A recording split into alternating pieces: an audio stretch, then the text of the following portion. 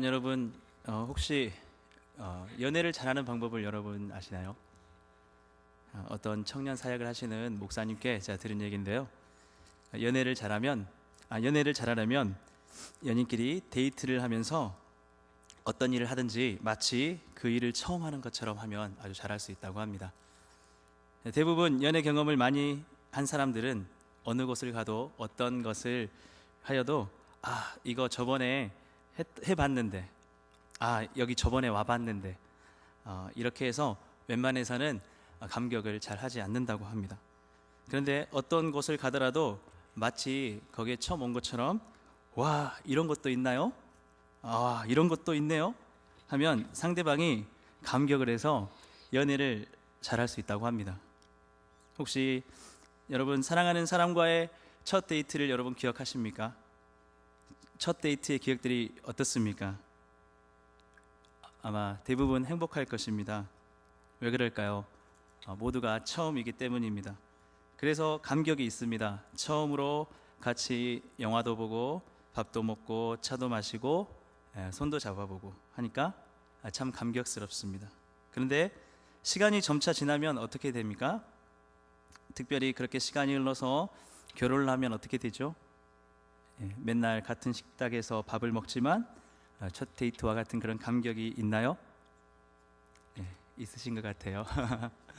네, 그렇게 사랑하는 사람과 매일 같이 밥을 먹지만 때로는 아무런 감격이 없을 때도 있습니다. 매일 손을 잡지만 그런 감격이 없고 어쩔 때는 손 잡는 것이 어색할 때도 있습니다.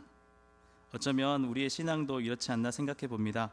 우리가 늘 예수님을 배우니까, 늘 예수님이 함께 하시니까 예수님에 대한 감격이 사라지는 것입니다. 주님의 말씀을 읽어도 예전처럼 감격이 되지 않고, 주님의 은혜를 생각해도 왠지 예전처럼 가슴이 뜨거워지지 않고, 주님을 찬양해도 예전과 같이 그런 눈물이 흐르지 않는 것입니다. 어쩜 우리에게는 지금까지와 다른 무엇인가 더 깊은 은혜가 필요한 것이 아닐까요? 무엇이 문제일까요? 그리고 어떻게 해야 오랜 시간이 지난 후에도 처음과 다름없이 늘 푸릇푸릇하고 싱싱한 그런 감격스러운 신앙생활을 할 수 있을까요? 주님을 생각만 해도 가슴이 벅차고, 주님의 이름을 부르기만 해도 하염없이 눈물이 흐르고, 오직 주님만 있으면 다른 어떤 것을 다 잃어버려도 괜찮을 것 같은 그런 생활 말입니다. 그런 의미에서 저는 오늘 깊은 은혜를 맛보십시오 라는 제목으로 말씀을 전하려고 하는데요. 제목을 보니까 깊은 은혜를 맛보라. 그러면 얕은 은혜도 있단 말인가? 반문하실 수 있을 것 같은데 그렇다는 것입니다.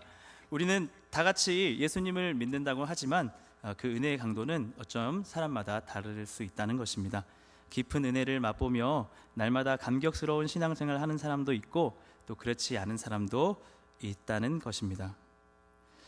그렇다면 어떤 사람이 과연 깊은 은혜를 맛보며 사는 사람일까요? 오늘 본문 말씀을 통해서 한번 살펴보려고 하는데요. 오늘 우리 본문 11절 말씀을 함께 읽어보실까요? 시작. 예수께서 이 첫 표적을 갈릴리 가나에서 행하여 그의 영광을 나타내심에 제자들이 그를 믿으리라. 첫째로 예수님을 믿는 자입니다. 예수님을 믿는 자가 깊은 은혜를 맛보며 사는 사람입니다. 예수님을 오늘 본문 11절 말씀은 누가 믿었다고 말씀하고 있죠? 제자들이 믿었다고 말씀하고 있습니다. 동일한 사건을 경험을 하였지만 예수님을 믿은 사람은 제자들이었다는 사실입니다. 하마터면 망칠 수밖에 없었던 혼인잔치를 성공적으로 끝낼 수 있게 된 혼인집 신랑도 아니었고요, 또 어디서 온지도 모르지만 어쩌면 그만 마실 수밖에 없는 포도주를 계속해서 마시게 된 혼인집 손님들도 아니었습니다. 물이 포도주로 변화된 사건을 직접 목격한 하인들도 아니었습니다. 오늘 본문 말씀은 기적과 표적을 통해서 예수님을 믿는 믿음에 이르게 된 사람은 제자들이었다고 그렇게 말씀하고 있는 것입니다. 때문에 제자들이야말로 깊은 은혜를 맛본 사람들입니다. 왜 그럴까요? 예수님을 믿는 것이야말로 사람들이 누릴 수 있는 가장 큰 은혜이기 때문입니다. 사랑하는 성도 여러분, 우리는 누가복음 16장에 나오는 한 부자와 나사로 이야기를 잘 알고 있지 않습니까? 한 부자가 있었습니다. 그는 자색 옷과 고운 베옷을 입고 날마다 호화롭게 살았습니다. 그리고 나사로라고 불리는 한 거지가 있었습니다. 그는 온몸에 온갖 종기투성이를 하고 부자의 대문에 누워서 그 부자의 상에서 떨어지는 것으로 먹고 살았습니다. 그런데 그는 예수님을 믿었습니다. 후에 거지 나사로와 부자가 죽었습니다. 그들은 어떻게 되었습니까? 나사로는 아브라함 품에서 안식을 누리고 있었고 부자는 지옥의 고통 속에서 괴로워하고 있었습니다. 이때 부자가 탄식하며 말하는 것입니다. 아버지 아브라함이여, 나사로를 내 집에 보내소서. 그래서 저들이 제발 죽었다가 살아난 나사로를 보고서라도 예수님을 믿고 이 고통받는 곳에 제발 오지 않게 해 주시옵소서. 그때 아브라함이 뭐라고 대답했습니까? 모세와 선지자들의 말을 듣고도 믿지 않는다면 비록 어떤 사람이 죽었다가 다시 살아난다 해도 믿지 않을 것이다 라고 대답했습니다. 이 예수님의 비유의 말씀을 통해서 우리는 여러분 무엇을 느끼게 됩니까?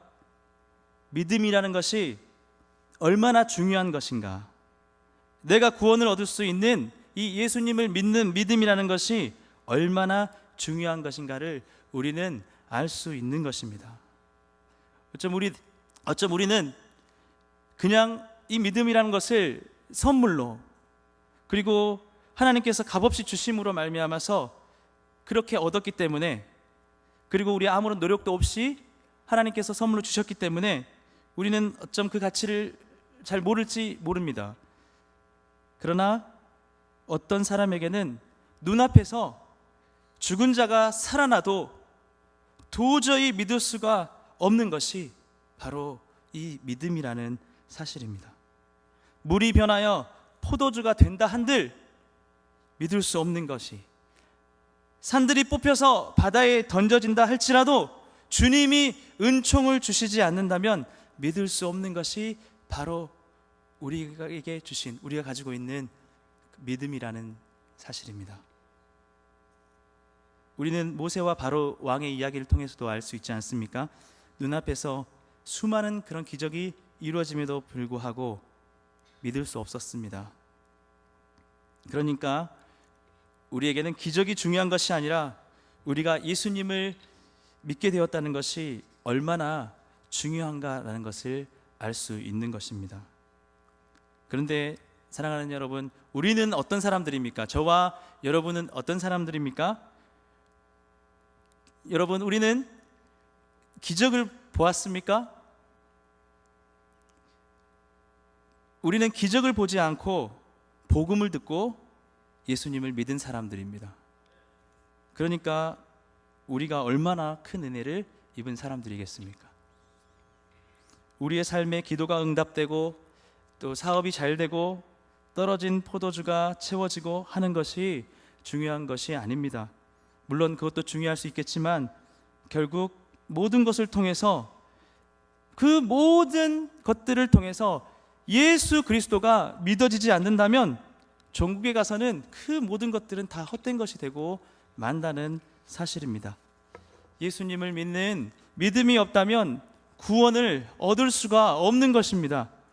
아무리 이 땅에서 잘 나가고 성공하고 호화로운 생활을 하였다 할지라도 예수님을 믿는 믿음이 없다면 모든 것이 멸망으로 끝나고 마는 것입니다. 그러나 비록 이 땅에서 호화로운 생활은 살지 못하였고 늘 떨어지는 포도주로 고민했으며 온갖 고생을 하였다 할지라도 예수님을 믿으면 영생을 얻게 되는 것입니다. 그래서 찬송가 521장은 이렇게 고백하고 있지 않습니까? 이 세상에 많은 사람 큰 문으로 들어가 넓은 길로 갈지라도 멸망길로 끝나니 세상 헛된 부귀영화 모두 내어버리고 주의 말씀 순종하여 그 생명길로 갑시다. 구원의 문 닫힌 후엔 들어가고 싶으나 한 번 닫힌 구원의 문 또 열려지지 않으리. 구원으로 인도하는 그 좁은 문 들어가 영생으로 인도하는 그 생명길 갑시다. 사랑하는 성도 여러분, 이런 영생을 얻게 된 것에 대하여서 우리가 감격이 있게 되시기를 바랍니다. 그것도 우리가 아무 공로 없이 은혜로 선물로 얻었다는 것에 대하여서 우리는 그것 하나만으로도 무한 감격이 넘쳐날 수 있게 되기를 간절히 바랍니다. 아무것도 우리에게는 손에 잡힌 것도 없고 눈에 보이는 것도 없지만 주님의 복음을 듣고 주님의 말씀을 듣고 그 예수님을 믿게 되었다는 것 사실에 감사할 수 있게 되시기를 바랍니다. 바로 이 믿음, 예수님을 하나님의 아들로서 그리스도로서 믿는 믿음이 기적보다 중요하다는 것을 오늘 이 복음서를 기록한 사도 요한이 강조하기 위해서 공관복음과는 달리 모든 기적을, 다른 복음서에서는 미라클이라는 단어를 쓰지만 유독 이 요한복음에서만큼은 세메이온, 표적이라는 단어를 쓰고 있는 것입니다. 특별히 요한 스스로가 요한복음 20장 30절과 31절을 통해서 요한복음의 기록 목적에 대해서 이렇게 말씀하고 있습니다. 우리 함께 요한복음 20장 30절 31절 말씀 함께 읽어보실까요? 시작. 예수께서 제자들 앞에서 이 책에 기록되지 아니한 다른 표적도 많이 행하셨으나 오직 이것을 기록함은 너희로 예수께서 하나님의 아들 그리스도이심을 믿게 하려 함이요 또 너희로 믿고 그 이름을 힘입어 생명을 얻게 하려 함이니라. 구원에 대한 깊은 은혜를 항상 맛보시면서 살아가시는 여러분들 되시기를 소원합니다. 그런가 하면 두 번째로 어떤 사람이 깊은 은혜를 맛본 사람일까요? 바로 그 예수님을 나의 주님으로 믿는 사람입니다. 우리 함께 본문 3절과 4절 말씀을 함께 읽어보시겠습니다. 포도주가 모자란지라 예수의 어머니가 예수에게 이르되 저희에게 포도주가 없다 하니 예수께서 가라사대 여자여 나와 무슨 상관이 있나이까 내 때가 아직 이르지 못하였나이다. 4절에서 예수님께서는 이렇게 말씀하십니다. 여자여 나와 무슨 상관이 있나이까. 이 구절은 성경을 연구한 학자들 사이에서도 굉장히 해석하기가 까다로운 그런 구절로 통해왔습니다. 또한 이 해석에 대한 굉장한 다양한 해석들이 있는데요. 예를 들면 그것이 당신과 내게 무슨 관련이 있습니까? 당신의 관심사가 나와 무슨 관련이 있습니까? 또한 NIV 영어 성경에서는 Why do you involve me? 왜 당신은 나를 연루시켰습니까? 라고 번역함으로써 그동안 우리에게 흔히 알려진 것들은 과연 이 포도주가 떨어진 일이 나와 무슨 상관이 있습니까? 라는 그런 예수님의 관심에 대한 표현으로 우리가 이해해 왔습니다. 그러나 우리가 만약에 그렇게 해석하게 되면 예수님이 자칫 냉정한 사람으로 비춰질 수 있다는 것입니다. 이 일에 연루하고 싶지 않은 예수님의 모습, 그런 모습으로 비춰질 수 있기 때문입니다. 그렇기 때문에 그런 해석은 올바르지가 않는 것입니다. 왜냐하면 예수님은 긍휼이 많으신, 긍휼히 여기시는 주님이시기 때문입니다. 때문에 아마도 예수님은 그 상황을 보면서 똑같이 안타까워하셨을 것이 분명합니다. 또한 예수님께서 무슨 상관이 있냐라고 하신 후에 결국에는 나중에 포도주를 만들어 주셨다는 사실을 생각해 볼 때 그렇게 해석한 것은 전체 흐름에 자연스럽지 못하기 때문입니다. 주님은 우리 기도에 아주 선하게 응답하시는 분이십니다. 혼인집 신랑이 난처해지지 않도록 예수님께 마리아가 간청한 그 기도를 예수님은 나와 상관이 없다라고 매몰차게 거절하시는 분이 절대 아니십니다. 예수님께서 마리아가 예수님 포도주가 떨어졌습니다 라고 하는 그 간청에 그래 내가 채워주겠다 이렇게라고 대답하시지 않고 그쯤에 그런 대답이 더 자연스러울 것 같은데 여자여 나와 무슨 상관이 있나이까 이렇게 물어보신 이유는 이 본문은 칼빈이 해석한 그 해석에 의하면 이 해석은 당신과 내가 무슨 관계가 있습니까? 네. 칼빈은 이렇게 해석을 하고 있는 것입니다. 이 주님의 물음의 의미가 무엇일까요? 그것은 바로 곧 이 표적을 이루어 주시겠지만 이 표적이 첫 표적이기 때문에 이 표적을 행하기 전에 주님과 사람들과 또 주님과 그 간청했던 마리아와의 관계가 정립되는 것이 중요했다는 사실입니다. 주님이 과연 누구신가? 그것을 명확하게 정립해 주시려고 하신 것입니다. 너는 과연 나를 종으로서 대하고 있느냐?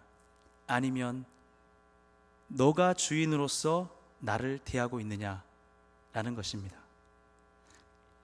그래서 주님은 이런 질문을 던지셨던 것이죠. 태도에 문제가 있었던 것입니다. 그것을 정확하게 주님은 하시고 싶었던 것입니다. 이 예수님의 대답을 들은 마리아는 그 다음 구절에서 그의 태도가 바뀌게 됩니다.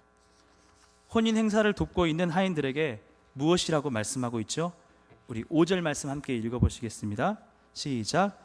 그의 어머니가 하인들에게 이르되 너희에게 무슨 말씀을 하시든지 그대로 하라.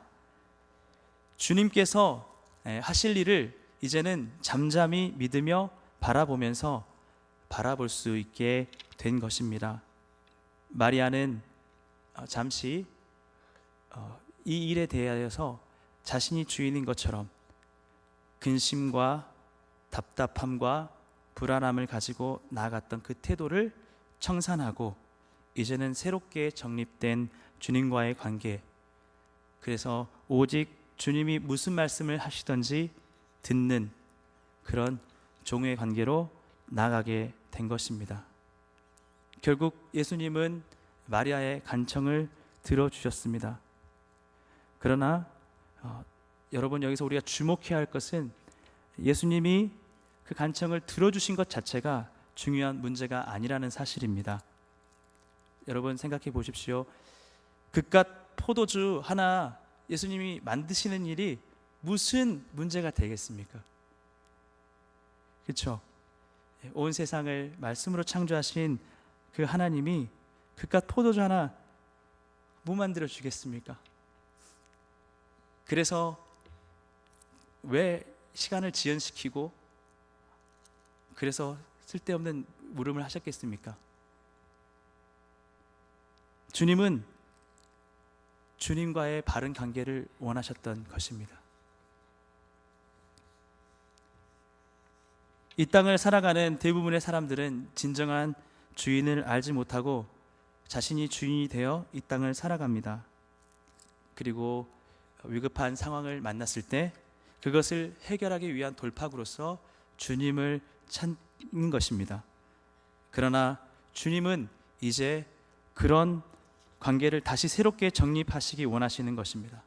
바로 주님이 주인이시고 우리는 주님의 나라와 주님의 영광과 주님의 때를 위한 주님의 종, 주님의 도구가 되기를 주님은 원하시는 것입니다.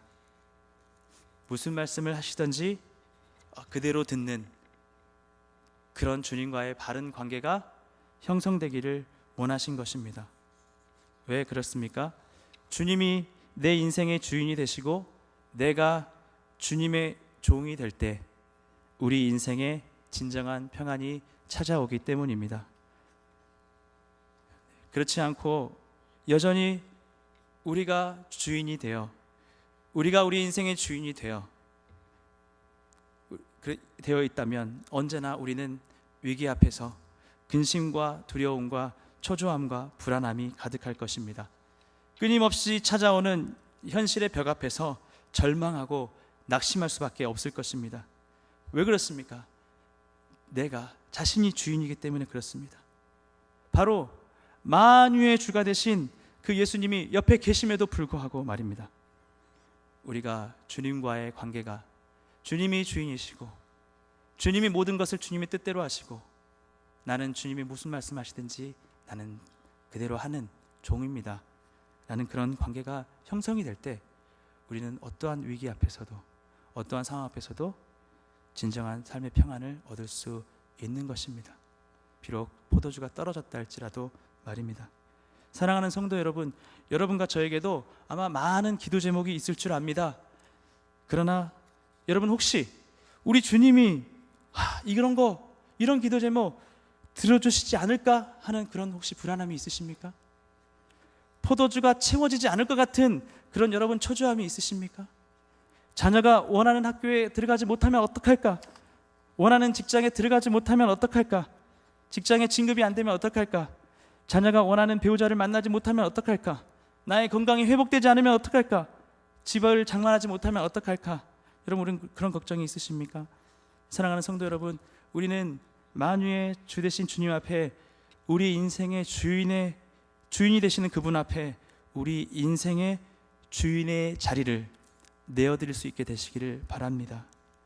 주님께서는 주님의 때에 다 이루실 것입니다. 우리의 모든 기도도, 우리의 모든 간구도, 우리의 모든 소망도 주님의 때에 주님께서 다 이루실 것입니다. 우리는 그저 모든 상황 속에서 무슨 말씀을 하시든지 그대로 하기만 하면 됩니다. 그분이 창조주 하나님이시고 말씀으로 온 세상을 창조하신 하나님이심을 믿으시기를 바랍니다. 예수님이 그것 하나 못 해주셔서 안 해주신 것 아니라는 것입니다. 바른 관계를 원하시는 것입니다. 그분은 우리의 필요에 의해서 움직이시는 분이 아니라 그분의 때에 그분의 뜻을 위하여 움직이시는 분이라는 사실입니다.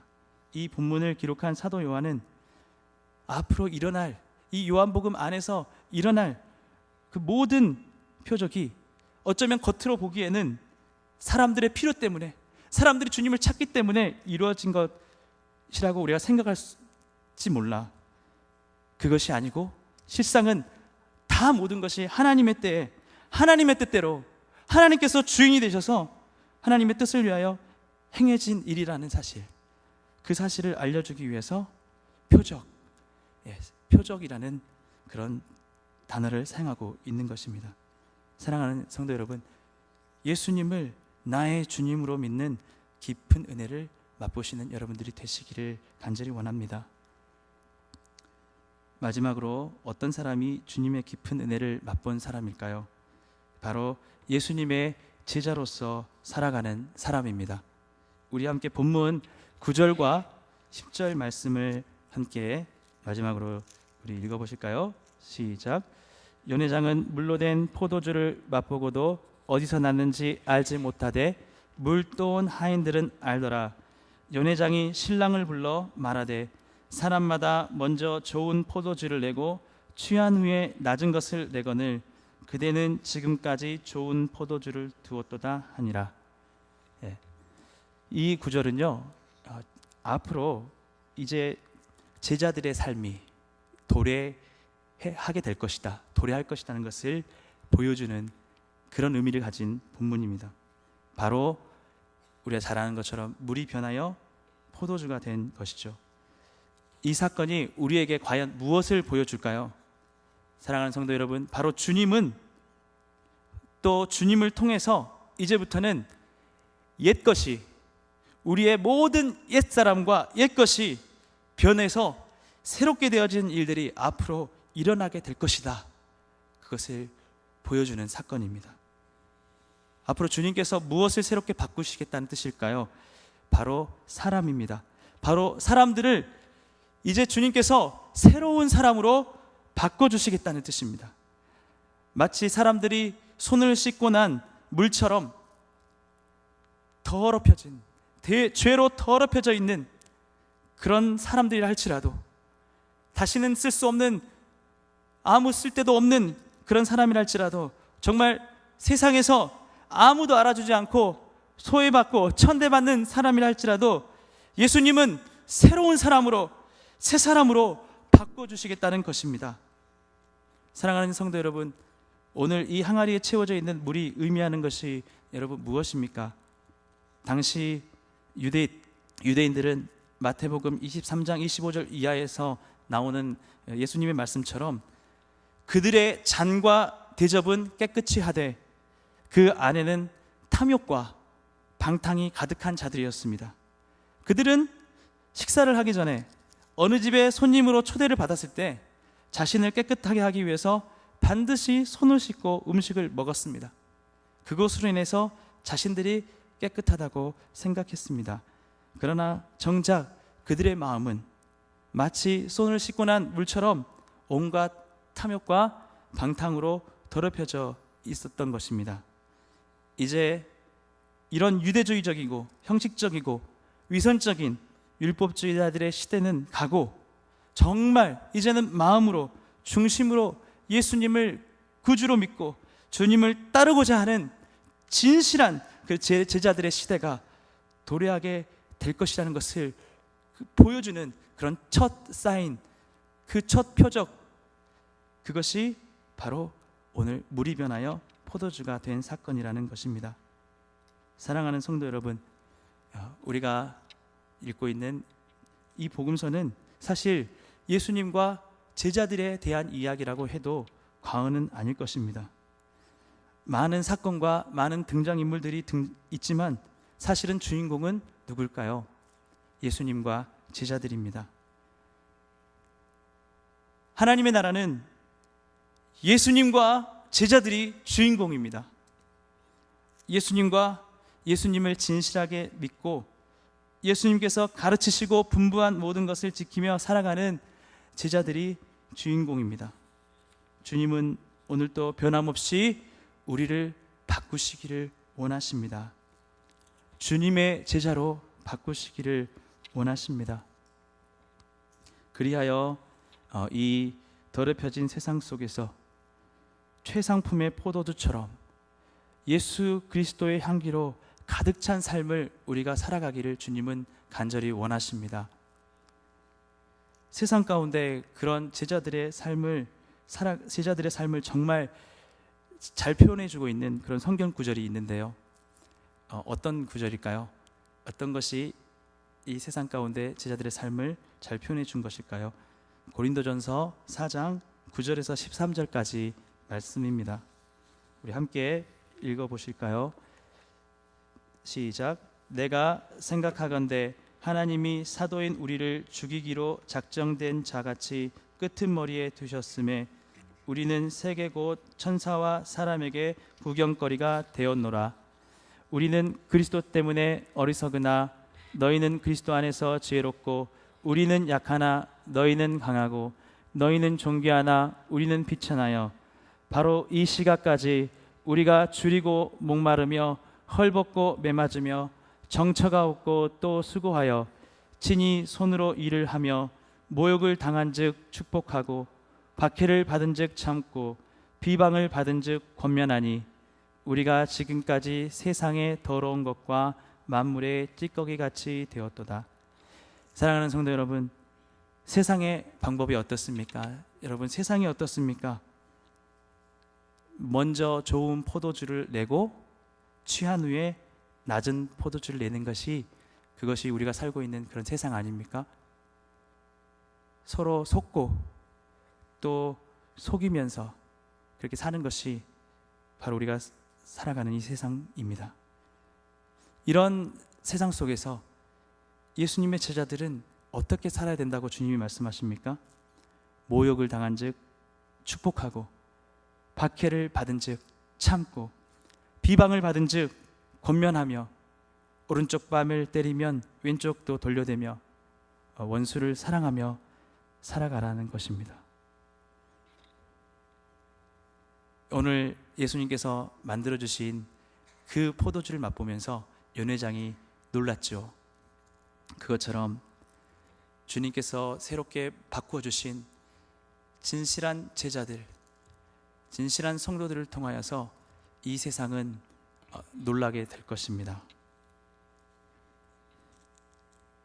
사랑하는 성도 여러분, 세상 사람들은 마치 연회장이 포도주를 맛보고도 어디서 났는지 알지 못한 것처럼 우리가 왜 그런 사람이 되었는지 알지 못합니다. 그러나 우리는 잘 압니다. 바로 우리 안에 계신 예수께서 그렇게 하셨다는 사실을 말입니다. 사랑하는 성도 여러분, 세상이 우리를 속일 때 너무 놀라지 마십시오. 요즘 유행하는 말처럼 많이 당황하지 마십시오. 이런 예수님의 제자들은 정말 예수님께서 새롭게 바꿔주신 예수님의 사람, 예수님의 제자들은 세상이 감당하지 못하는 사람이라고 히브리서 11장 38절은 말씀하고 있습니다. 오히려 세상이 당황하는 것입니다. 세상이 당황하는 것입니다. 비방을 받은 즉, 모욕을 당한 즉 축복하고, 박해를 받은 즉 참고, 비방을 받은 즉 권면하기 때문에 세상은 당황하는 것입니다. 원수를 사랑하는 것 때문에 당황하는 것입니다.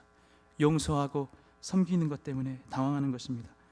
뭐 세상에 이런 사람들이 다 있나? 이렇게 험악하고 속고 속이는 세상 속에서 어쩌면 이렇게 살아가는 사람들이 다 있나? 그것이 바로 여러분과 저희가 살아가야 할 제자의 삶인 것입니다. 정말로 예수님이 만들어주신 것이죠. 예수님이 만드신 그 우리의 모습을 보면서 세상이 많이 당황하고 있는 것입니다. 그러한 삶이 바로 제자의 삶 가운데 이루어지는 것을 믿으시기를 바랍니다. 깊어져 가는 이 가을날, 사랑하는 성도 여러분, 주님과의 깊은 은혜를 맛보시면서 주님 안에 감격이 넘쳐나시는 은혜가 여러분 가운데 가득하게 되시기를 주님의 이름으로 간절히 소원합니다.